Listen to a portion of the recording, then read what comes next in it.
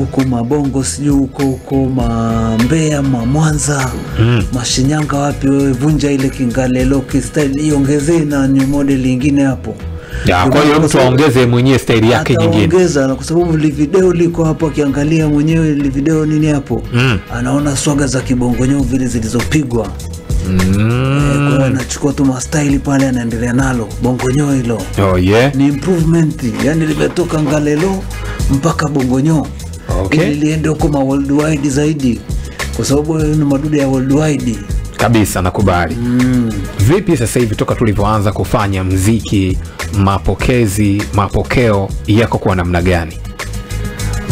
Kama sasa hivi mambo ni ente, kwa sababu kwa mfano kama ili libongonyo watu wamelikubali, yani kila kona wanakuambia ili bongonyo ni lenyewe. Ya, bongonyo. Kwa hiyo mapokezi kwenye hii vipi zile kazi zingine ambazo zilishapitaga? Zile zimekimbiza, kwa hiyo muda wake, ndio maana tunakipa kila kitu step by step. Oh yeah. Zikishakimbiza hatua zake tunaongeza ingine. Kwa hiyo zilipewa muda wake, zimekimbiza kiasi chake.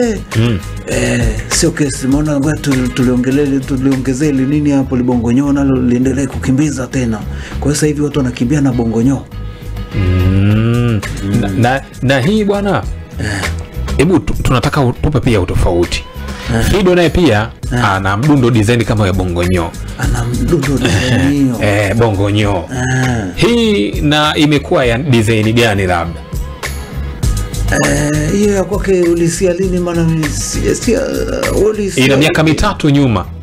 Hii goma lishakujaga kuachiwa na inaitwa bongonyo hivyo hivyo. Hii imekuaje? Ongea. Sasa ndo nilikwambia kuna kitu kimoja. Nilikwambia Arusha kule kuna mtaa unaitwa bongonyo. Sasa yeye atakuwa alikuwa ameongelea mtaa wa bongonyo. Hapo Ngalelo kwa chini hapo ndio bongonyo yenyewe. Ngalelo ni hapo Ngalimitedi. Okay. Na swaga yenyewe inaitwa Ngalelo kwa sababu swaga ni ya Kingalelo, ilianzia hapo Ngalimitedi hapo Ngalelo. Sasa yeye alikuwa anaongelea mtaa. Na mimi mtaa vile vile nimeshaongelea kwa sababu sichuga mtaa huko. Lakini sasa ni swaga, ni new model, kwa hiyo sasa hivi ni style ya kibongonyo. Kutoka kwenye ile Ngalelo. Kwa hiyo kama naye aliongelea hiyo bongonyo sio mbaya, kwa sababu tunajua ndio kitaa. Kwa hiyo sasa hivi ni style. Kila mtu anaweza kaimbia mtaa mmoja. Mfano sisi tunaimbia Mwanza, na kila mtu aje na goma la Mwanza linaitwa Mwanza. Inaleta picha nzuri pia. Sasa kumbe hapo kuna kitu nimekuambia hapo. Hiyo ni swaga, ni style ya bongo land yote, ipige hiyo bongo, hiyo swaga ya kibongonyo. Tumetoa pale kwenye ule Kingalelo kwa sababu ndio kama umerudi pale kana kwamba yani akitoka na style hii ni ya Mwanza. Akitoka na